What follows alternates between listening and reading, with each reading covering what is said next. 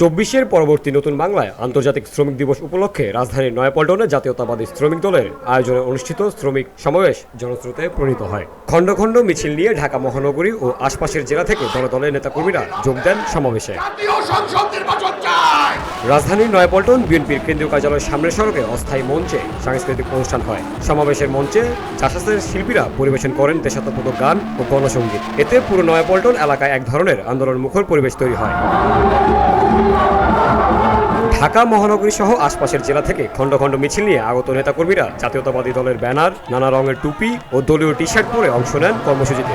সমাবেশ স্থলে ও আশপাশের এলাকায় দলীয় স্লোগান, সঙ্গীত এবং ডাকঢোলের আওয়াজে উৎসবমুখর পরিবেশ সৃষ্টি হয়। সমাবেশে প্রধান অতিথি হিসেবে লন্ডন থেকে ভার্চুয়ালি যুক্ত হয়ে বিএনপির ভারপ্রাপ্ত চেয়ারম্যান তারেক রহমান বলেছেন, দেশে সংস্কার নিয়ে শোরগোল চলছে, কিন্তু সেই কর্মযজ্ঞে শ্রমজীবী মানুষের কণ্ঠস্বর কোথায়? রাষ্ট্র ও সরকারের কাছে জনগণের কথা পৌঁছাতে নির্বাচিত সংসদ ও সরকার প্রয়োজন, কারণ প্রত্যক্ষ ভোটে নির্বাচিতরা জনগণের কথা শুনতে বাধ্য।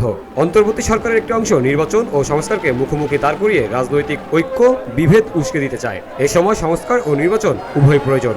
প্রান্তিক জনগোষ্ঠীর দুঃখ, দুর্দশা, সমস্যা, সম্ভাবনার কথাগুলো যাতে রাষ্ট্র এবং সরকারের কানে পৌঁছে, এই জন্যই জনগণের প্রত্যক্ষ ভোটে নির্বাচিত জনপ্রতিনিধি, নির্বাচিত জাতীয় সংসদ এবং নির্বাচিত সরকার প্রয়োজন।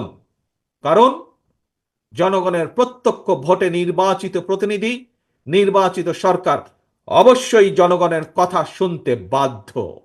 সংস্কার কর্মসূচি নিয়ে বর্তমানে বিএনপি সারা দেশে জনগণের বিভিন্ন শ্রেণী পেশা জনগণের সঙ্গে সংলাপ করে চলছে। পাশাপাশি সংস্কার কর্মসূচি বাস্তবায়নে বিএনপি অন্তর্বর্তীকালীন সরকারের সাথেও আলোচনা করছে। কারণ রাষ্ট্র রাজনীতির গুণগত পরিবর্তনের জন্য যেমন সংস্কার প্রয়োজন, একইভাবে জনগণের রাজনৈতিক ক্ষমতা নিশ্চিত করার জন্য, জনগণের ভোটের অধিকার প্রতিষ্ঠার জন্য প্রয়োজন নির্বাচন। বিএনপি মনে করে সরকার এবং নির্বাচন উভয়টি প্রয়োজন। অন্তর্বর্তীকালীন সরকারের প্রতি আহ্বান, আপনারা একটু সতর্ক থাকবেন। অন্তর্বর্তীকালীন সরকারের একটি অংশ সংস্কার এবং নির্বাচনকে মুখোমুখি দাঁড় করিয়ে ফ্যাসিবাদ বিরোধী রাজনৈতিক দলগুলোর মধ্যে সুপরিকল্পিতভাবে বিরোধ উস্কে দিতে চায়। গণতান্ত্রিক আমি জনগণের মনে এ ধরনের বিশ্বাস জন্ম দিতে শুরু করেছে। বিএনপির মহাসচিব মির্জা ফখরুল ইসলাম আলমগীর বলেন, আজকে যেই সংস্কারের কথা বলা হচ্ছে এটা প্রথম বিএনপি নিয়ে এসেছে। গণমাধ্যমের স্বাধীনতা শহীদ জিয়াউর রহমান নিয়ে এসেছিলেন। আজকে অনেক মিডিয়া এখানে দাঁড়িয়ে আছে। জিয়াউর রহমান সংস্কার করে মিডিয়ার স্বাধীনতা দিয়েছিলেন।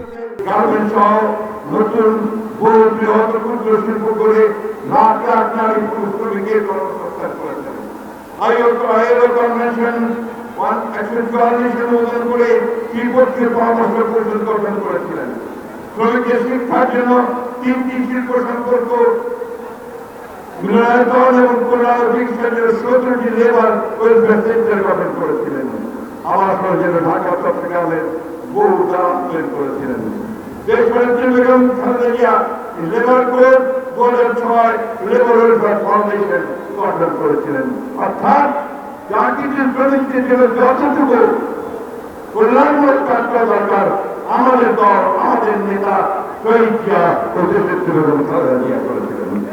এছাড়াও তিনি অন্তর্বর্তী সরকারকে উদ্দেশ্য করে বলেন, রাজনৈতিক দল এবং জনগণকে অবহেলা করে এমন কোনো চুক্তি করবেন না যা বাংলাদেশের স্বার্থের বিপক্ষে যায়। জামিল হোসেন, ভিওডি বাংলা, ঢাকা।